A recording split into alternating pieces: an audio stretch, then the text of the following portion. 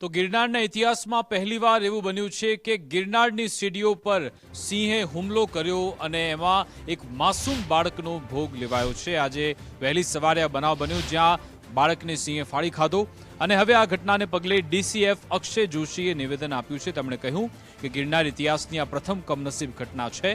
મૃતક બાળકના પરિવારને 10 લાખનું વળતર અપાશે। 3 સિંહોને ટ્રેન્ક્યુલાઇઝ કરી પાંજરે પૂરેલો સિંહ સક્કરબાગ ઝૂ મોકલાયો છે। નરસિંહની ઉલટીમાંથી બાળકના અવશેષ મળ્યા। ભવિષ્ય માટે ટાસ્ક ફોર્સની પણ રચના કરાશે। 2000 પગથિયા સુધી ફેન્સિંગ કરવા માટે પણ ચર્ચા। ગિરનારની સીડી આવતીકાલથી ખુલ્લી કરાશે।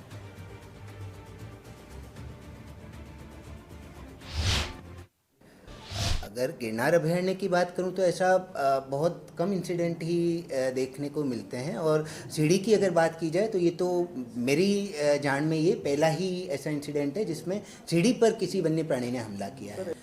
ये जो सरकारी जीआर है उसके हिसाब से 10 लाख रुपए मानव मृत्यु के केस में मिलते हैं और उसकी प्रक्रिया भी हमने शुरू कर दी है। कल से ही उसको जो स्थिति है उसमें चालू कर दिया जाएगा। अभी एरिया एक बार के लिए स्कैन किया जा रहा है ताकि ये 3 एनिमल तो जो थे हमको दिखे, बट उसके अलावा भी अगर कोई एनिमल हो तो वो भी स्कैन कर दिया जाए।